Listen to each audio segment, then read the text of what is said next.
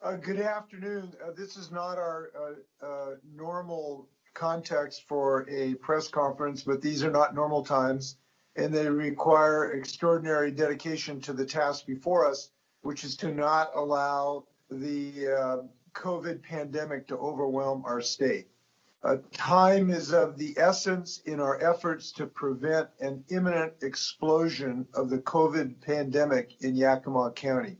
And we're here today to talk about our new efforts in an effort to rescue this county from the imminent grip of this virus taking over. I'm joined today by Dr. Tanny Davenport. He's a physician executive of the medical group operations at Virginia Mason Memorial Hospital in Yakima. We will hear from him shortly. I'm also joined by Dr. John Wiesman, our Secretary of Health, and Vice Admiral Dr. Raquel Bono, Washington State Director of Pandemic Health Response. They'll be available for questions after my comments. My office have been recently actively engaged with representatives of the Yakima community in government and healthcare and business leaders in Yakima County. And we have been discussing the extremely serious threat that now is faced by the citizens of the Yakima Valley. I want to just describe the current conditions that bring us here today and why this is such an emergency situation. Just a few of the facts that we face, and they're unpleasant. Yakima Valley has probably the highest rate of COVID-19 per capita in the Western United States and on the West Coast. 22% of hospitalizations statewide for COVID are in Yakima County. Yakima County has more cases than the total case count for the entire state of Oregon, which we know is much bigger than Yakima County. One of the most troublesome statistics that face us is that 26% of the COVID tests in Yakima County last week were positive. This is an extraordinarily high rate of positive findings of any test cohort. And I point this out because what we're talking about here today is a problem not just because we are testing more, but because people are sick more and are infected more. This 26% is extraordinarily high. 19% of the hospital beds in Yakima Valley are now occupied by COVID patients, while statewide that is 2.5%. That's 19% in Yakima and 2.5% for the remainder of the state. 10.4% of all COVID deaths in Washington are in Yakima, and whereas Yakima represents only 3% of the state population. At this time, Yakima has had 5,915 cases. King County has had 9,062 cases, and we obviously know King County is many times larger than Yakima. So the most troublesome, perhaps, statistic at all is that the infection rate in Yakima County per capita compared to King County, it is 27 times higher in Yakima County today than in King County. So we know that this is frankly, a desperate situation for public health, for our ability to reopen Yakima, which we want to do, and for the health and safety of citizens in Yakima County, and not just for Yakima County, but for the entire state of Washington. Because as Yakima County goes, so goes the rest of the state, given the fact that our state is interconnected with Yakima County. COVID-19 has overwhelmed the Yakima County health system and the business community. This was reinforced for me when I visited Tuesday with local leaders. Despite our efforts and the earnest efforts of some of the leaders in Yakima I met with, who I know are working around the clock, the hospitalizations for the residents of the valley are mounting. We are frankly at the breaking point, and we have to make decisions looking forward. We can't be a month from now without acting and seeing the explosion of this virus, which is now taking place. We don't want to see people in parking lots unable to get hospital care. And if we do not act aggressively now, that is what's going to happen. This is happening. Well, I hear some voices as saying that this is overblown. The facts are otherwise. And the desperation faced by families who shortly will be having trouble getting health care is clear. ICU patients are being transferred to Seattle for lack of capacity. The number of cases in Yakima County is not some data point. These are potential tragedies.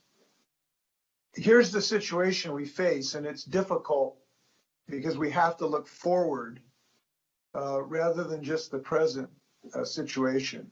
This is clear. Without additional measures, without us doing something actually quite dramatic, cases in Yakima could double in the next 2 weeks. And the tragedy that is unfolding in Yakima is personal to me. My 3 sons were born in what was then Yakima Valley Memorial Hospital. And the thought that people could be dying there now as a result of our failure to get on top of this pandemic is heart-wrenching to me. And so I'm committed to working with the Valley to try to stop this from spreading dramatically. And that's why we're here today. This morning, I spoke with several elected officials in the Yakima Valley about the next steps I am issuing to help mitigate the spread of COVID-19 there. Right now, the clearest recovery path for the health and well-being of Yakima and Terrace Heights and West Valley and Selah and Grandview requires immediate action. To this end, in the next few days, I will issue a proclamation mandating requiring facial coverings in public spaces in Yakima County. This is a legal requirement. It is not just a suggestion. And that is required if we are going to prevent this disaster from overtaking this beautiful valley.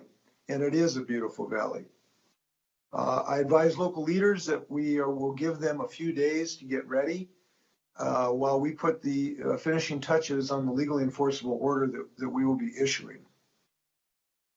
Now, all of us have some role to play in this, including business leaders.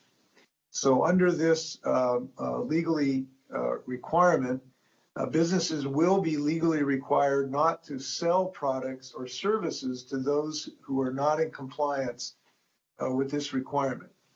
And for them to legally operate, they are going to need to adhere to them. So that essentially means no mask, no service, and no mask, no goods, because we have to all pitch in and pull on this rope.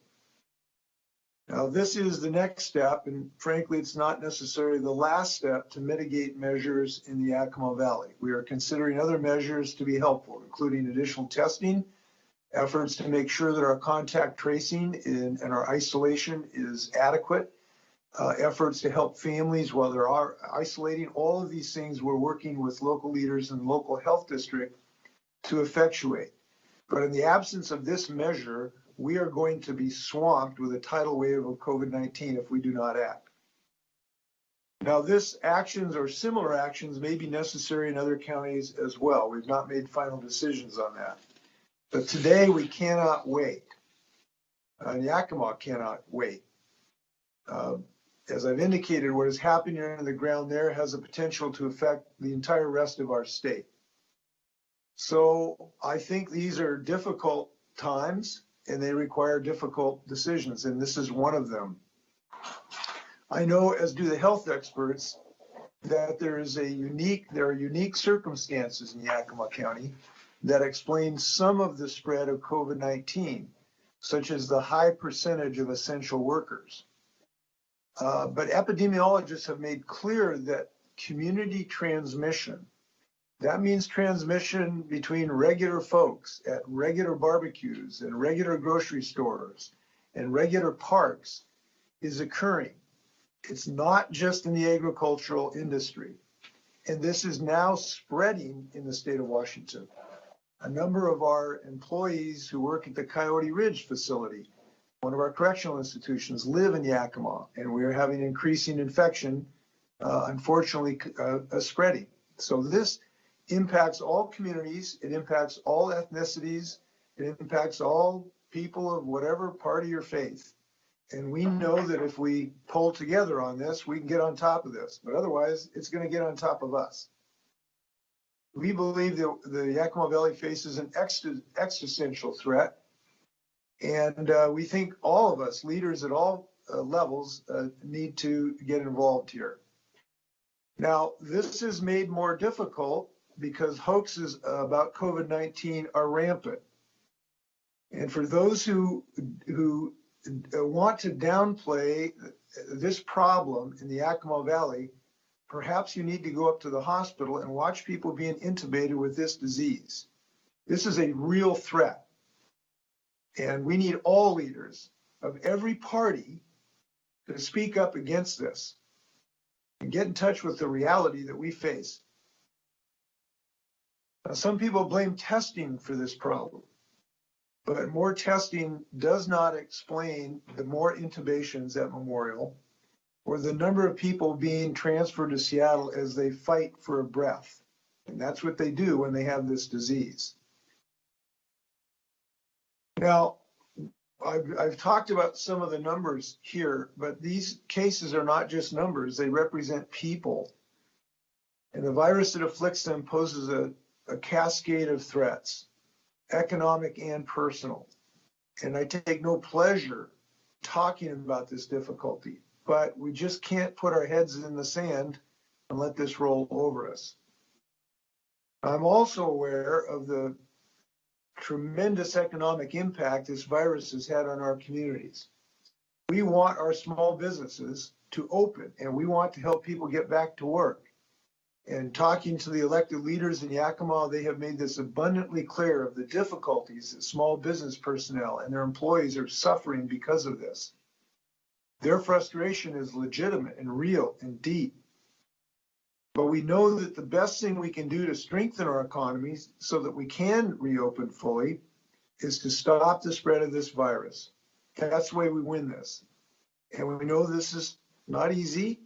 We know it takes everybody's participation. But I know the Valley. It's where I lived for almost 2 decades. I know it is filled with strong people who are resilient and are willing to work together. And I've seen that in many occasions. So I hope that this mandate expedites us all starting to pull on the rope together in the right direction. With that, I'd like to turn this over to Dr. Tanny Davenport. And Dr. Davenport, could you introduce yourself? And then I look forward to your comments. Thank you, Governor Inslee. My name is Tanny Davenport. I'm a family physician, and I work for Virginia Mason Memorial. I'm also from the Yakima Valley, so this is not only a place where I work, but it's a place where my family, my extended family, has grown up for generations. If we look at Yakima over the last few days, we've seen just yesterday 208 new cases in the county. That's the second time in June that we've had over 200 cases. In the New York Times today, our total number of cases in Yakima are the 4th highest in the nation. One thing that we see as these rising numbers go up is that it's not just about people testing positive, but we're also seeing increased number of people sick requiring hospitalization. And it's not a disease of just the elderly. Just a few weeks ago, I worked in the hospital on a weekend, and every person I admitted was from the age of 20 to 50, men who were otherwise healthy, but worked in agriculture or local warehouses. This is a virus that, again, people have severe complications from. And just today, we have 42 patients in our hospital with COVID-19, 11 of whom are ventilated. We are at our critical care capacity at Virginia Mason Memorial. In the last 2 days, we've had to transfer 22 people out of our hospital because we did not have enough workforce to take care of them. As we look at the things that could potentially save Yakima and help us and prevent these illnesses, it's clear that wearing face masks is a critical piece to control. At Virginia Mason Memorial, we've had only 1% of our employees get the virus, and we believe that's because we've had a strong program requiring masking from early on, and also are making sure that those people who are sick or have symptoms of COVID-19 are not coming back to work. I know there is a narrative out in the community that masking doesn't work, but clearly with over 30,000 contacts in our hospital and only 30 people affected by COVID-19, masking works. So I can't ask enough of our community to follow your order. Thank you, Governor Inslee. I think it's critical for us to be able to control this disease, save lives, and to sustain our hospital system. One other fact that I think is important for the state to know is that we project in the next 2 weeks the number of patients requiring hospitalization will double. We simply do not have the capacity in the workforce at Virginia Mason Memorial to take care of those patients, and we're working diligently with the state and other agencies to coordinate transferring these patients across our state. Dr. Davenport, thank you, and I hope you'll convey our thanks to your colleagues and your nurses and your maintenance staff and everybody else at the hospital. You put yourself, literally, you risk your lives to treat citizens, and we really appreciate this. You are our heroes, and I just think it's, if you're gonna risk your life, maybe we could put a mask on, and I don't think that's too much to ask. By the way, I made a misstatement. The number of cases are very close to Oregon. It hasn't gone over Oregon, but very close to Oregon. I do want to comment for folks who are interested in is why we have this emphasis on masks when we did not from day one. And the situation is that the science has become very clear about the efficacy of masks, that they do help in the last several months. And we have watched other states and countries, and it has been compelling that it does make a difference. So as we've learned more about this virus, we have learned that this is an approach that really does work. And that is why we want to use a strategy that has relatively small costs, gives us a chance to restrain this pandemic so we can open up our small businesses and the like. And we are talking to leaders about that subject. So I am hopeful that this succeeds. Yakima Valley is a great place and it deserves success. So with that, I'm happy to stand for questions. And Dr. Davenport, by the way, before I close, Dr. Wiesman, did you want to add anything? I would just add that this wearing face coverings is incredibly important. And as we have Father's Day coming up and as we have July 4th coming up, we need to not have people having those family barbecues, when outside your household. It is still incredibly important that we keep our physical distance from each other. And, the way we do this is we limit the number of people we have contact with. So while I know it is, some great weather and these are times when we want to be spending time with family and friends, it is simply too dangerous to be doing that. So we need you when you're out in public for essential services to be wearing those face coverings, and we need you to pay attention to all the other hygiene and physical distancing issues we talked about. That is the way we're going to stop this. That is the way we are going to slow the spread of this.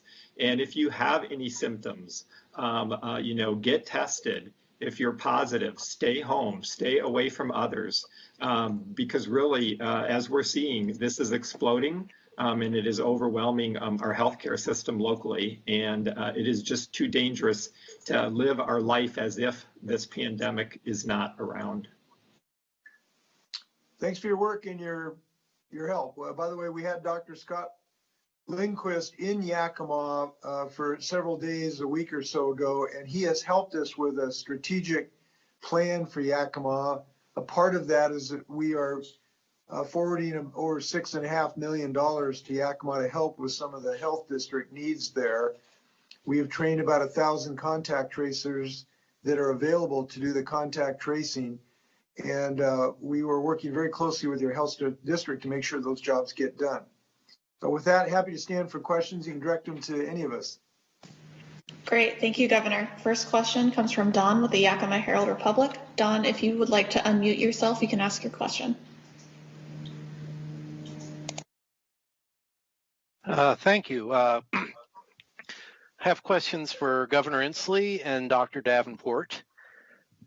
Given the current situation, Governor, are there plans to reopen the former Astria Regional Medical Center and use that to expand the number of hospital beds that are available?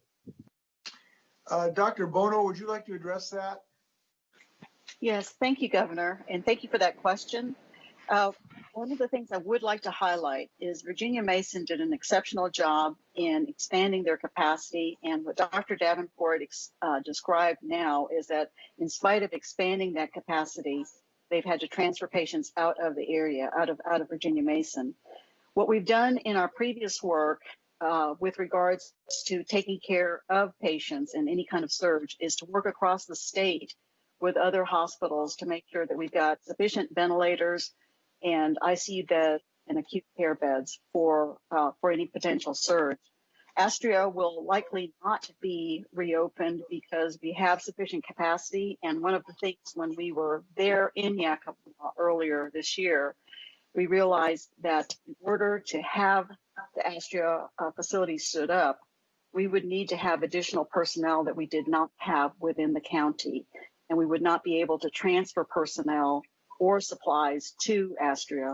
Our better opportunity in supporting any kind of surge was to optimize all of the capacity across the state. And Governor, as you know, the mayor of your former hometown has already said that their city employees will not enforce any orders regarding social distancing and such.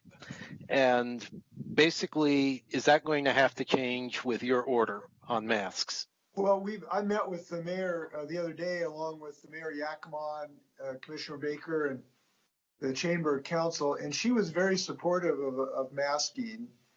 She made it clear that she thought that was an appropriate strategy. So I'm hopeful that she will help in this effort. And we need all the leaders to pull together on this. But we've now distributed about, I think, over 200,000 masks, and we have the Chamber of Commerce has a Mask Up campaign. The mayor of Sela and the mayor of Yakima are very supportive of that, and we appreciate that. So I'm hopeful that this issue of masks is something we can be unified around, and I think we are, listening to the leaders I've spoke with so far, because it allows us to go about our business. It allows us to do shopping. It allows us to do the things we kind of normally would do. We just wearing a face covering. Just one comment on the mask too, that this requires a face covering. It doesn't require a specific kind of mask. So it's something that everyone actually can comply with. So I will look forward to the cooperation of the mayor of Sela, and she's indicated, I believe, that she will help us continue this effort. And I want to thank the leaders of Yakima who have done that already. The city, the county, the chamber have already on their own nickel started a public campaign. We will also have a state alliance with that, with a communications campaign on television, radio, and the like to help people understand the benefits of this. So they will hear this both from the county and the cities and the chamber and also from the state of Washington. So I think there'll be an alliance on this. Thank you. And for Dr. Davenport, the transfers from Virginia Mason, are they primarily COVID patients or non-COVID patients or a mixture of both? Thanks for your question, Don. Those patients are a mixture of COVID and non-COVID patients. You know, one thing I think that we thought early on was it was going to be a space and an equipment issue that was going to be our big challenge. But what we're really seeing is that the care of COVID-19 patients actually requires more workforce. It's much more intensive. So even though we actually have physical capacity at Virginia Mason Memorial, we simply don't have the workforce to continue to care for those patients safely. And that's why we're transferring patients.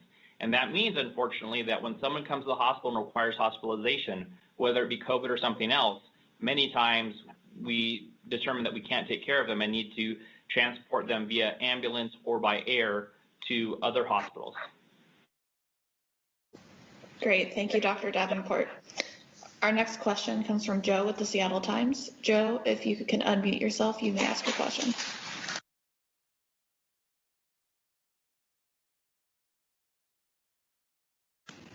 Okay, it looks like we can't hear Joe. Joe, if you would like to email me your question, I can ask it. Our next question comes from David, also with the Seattle Times. David, if you would like to unmute yourself, you may ask your question. Hi, can you hear me? Yes. Hi, Governor. Sorry for asking an off-topic question, but I wanted to get your thoughts on the state of the CHOP in Seattle. As you may know, there was 2 people were shot last night at the CHOP. 1 person is dead. I'm wondering if you think what you think should be happening there now, if the city should change course in any way, or what are your thoughts on the situation? Well, listen, it's just so saddening to hear of any shooting anywhere across our state. Unfortunately, it happens in many places, and it's equally tragic in that area. Clearly, we need to have a way to provide adequate police and fire protection everywhere in the state of Washington, including in that area. So I do not have the full circumstances. I've not had a chance to talk to the mayor yet. I know she's very busy. But we have to have a way to provide services to people, everyone, no matter what stripe you are or political persuasion or whether you're a protester or not. We have to be able to have adequate protection. So I don't know the circumstances. I don't know whether that was an issue or not. It may not have been, but we've got to make sure we find a way to do that. Great, thank you, Governor. David, would you like to ask a follow-up? Sure, I appreciate it. Do you know, the area kind of was established because the Seattle police left their precinct there. Do you think they should try and return to that precinct? Well, I think my understanding is the city is having discussions with the community on a whole host of issues, how to provide additional community services, how to provide police services. I certainly believe that we have to find a way to simultaneously have the community believe they have a chance to speak, and for police services and importantly fire services to be able to be provided. And my understanding is that there was some progress being made to make sure that that has happened. I don't know the circumstances obviously of this yet. There may have been an adequate response. I don't know that. There are some reports that there was not. We'll have to get more reports to figure that out. But one way or another, we obviously have to be able to provide protection for people of all citizens everywhere in the state of Washington, including in that particular area. So I heartily believe that's a necessity. Great. Next question was emailed to me by Kate with the Chinook Observer. How will the state enforce virus-safe conditions with orchardists and growers for fruit pickers and packers as we enter harvest season? Well, if I can talk a little bit about that, we have embraced quite a number of measures to protect workers, particularly in agriculture. We have a specific rule in place about that has a host of requirements regarding necessary housing conditions, cohorting of people during transportation, hygiene, access to cleaning facilities and the like. And those are legally binding requirements and they are enforceable. Employers have legal obligations and there are sanctions if in fact those are not followed. Now, as we go, we will continually to assess these as well to find out if they're adequate. And I think that that's kind of instructive to us as we fight this virus, that we learn, we get smarter, we find out what works or what does not work. And what we have found in this case is that masks work.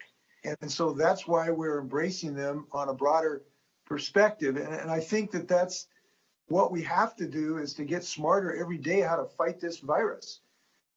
It's a very dangerous virus, but we ought to be smarter than it. And we ought to be willing to do the things that we know that work as we learn what works. And we've learned masks that works. So we intend to use them.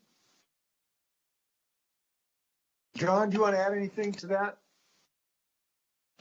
No, that's great. Thank you, Governor. Next question comes from Dan with Fox News. Dan, if you would like to unmute yourself, you may ask your question.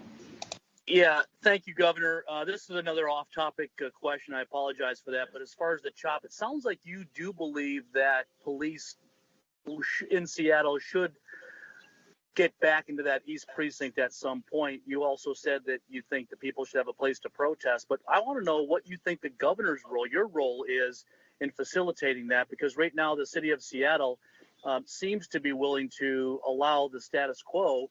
And as you heard, there's now a 19-year-old man dead and another man fighting for his life. And I want to know what you think the governor's role, your role in providing the ability for the police to get back in that precinct and police the area, frankly, because they were not allowed to police the area last night. Well, I don't know that. I've heard some concerns about that. So I'll look forward to people giving me the actual facts when an investigation is done. Here's what I think. First off, I am governor, and my role is supportive, if you will, to the entire city of Seattle and its democratically elected government. Obviously, I am not in charge of the Seattle Police Department or the Seattle Fire Department or the Seattle Department of Transportation. So those are things under the control of the Seattle city government. But we can play a role in supporting things that Seattle asked for. As far as what happens in the precinct, that's really a decision for the city of Seattle. I just know this. We have to have a way to provide police services and fire services in that area. Now, whether it's from that building or using some other building or mobile command posts or something else, that's for the city to figure out. I just know that we have to be able to respond when there are injuries. Now, if that is not the case right now, then we need to explore some other option in that regard, because that is something the state obviously needs to see happen. Great. It doesn't look like I got a follow-up question from Joe with the Seattle Times. So if there are no other questions in the chat, Governor, would you like to give any final remarks on Yakima? I just want to tell you that I feel, I have such a feeling for people in the Yakima Valley. I feel we want to stand with them. We just can't allow them to be swamped by this virus. And I know in order to stop that, all of us have some role to play. And I hope people will all pitch in. If we all pitch in, I believe that we can rescue this valley. And we're stepping in and doing that today. And I know there's a lot of people that want to open up small businesses. We're talking to small businesses about that. But today, this is one thing we've got to do today. Time did not allow us to wait any longer. With that, thank you very much. I hope everybody washes their hands and mask up. Thank you.